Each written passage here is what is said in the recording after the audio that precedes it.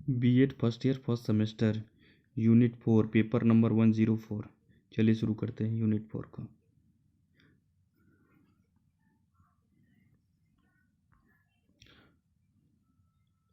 डेलर्स आयोग की नियुक्ति किस सन में हुई थी? 1933। ये देखिए 1933 दिया हुआ है, अगर ये दिया होगा तो यही मारिएगा, नहीं तो 1993। ये सही आंसर है 1993। ठीक। डॉक्टर कौन सिंह किस अंतर्राष्ट्रीय आयोग के अध्यक्ष थे? डेलर्स आयोग की। डेलर्स आयोग की रिपोर्ट किस नाम से प्रकाशित हुई थी? सीखना आंतरिक खजाना। डेलर्स आयोग के अनुसार 21वीं शताब्दी की शिक्षा में कितने आधार होते हैं? 4।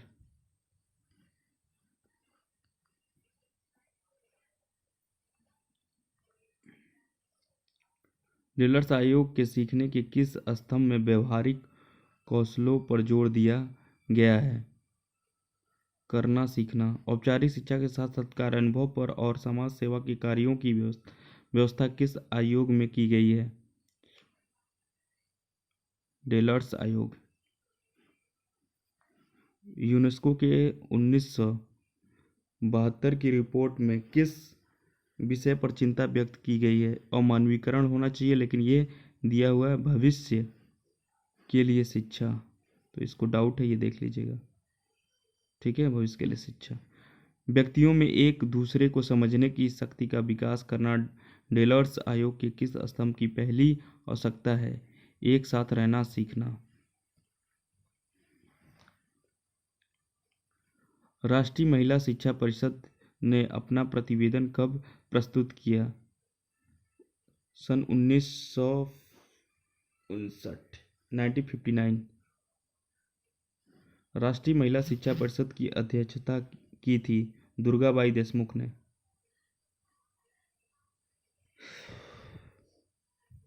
राष्ट्रीय महिला शिक्षा परिषद का मुख्य कार्य क्या था?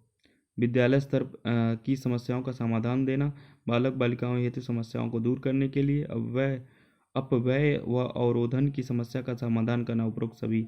स्त्री शिक्षा हेतु सुझाव दिया था।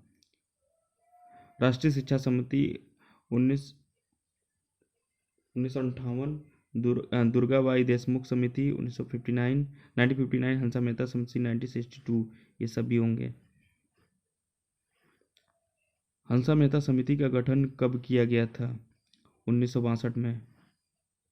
महिला समाख्या कार्यक्रम कब शुरू किया गया था? इनके अकॉर्डिंग 1989 में, लेकिन अगर 1980 होगा तो ये लगाइएगा।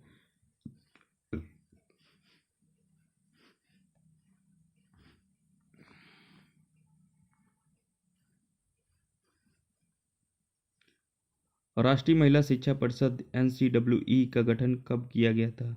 1959 में। राष्ट्रीय रजिस्टर जिसमें सभी भारतीयों का विवरण है, NRC, इनमें कौन सा भारतीय संविधान के 4 आदर्शों में से नहीं है? धर्मनिरपेक्षता। भारत में नागरिकता संशोधन विधेयक पारित किया गया था, ये डाउट है। सन 2019 में, ये 14 बता रहा है। अस्पृश्यता का निषेध से संबंध है, अनुच्छेद 17 होगा। भारत में नागरिकता का प्रावधान है एकल।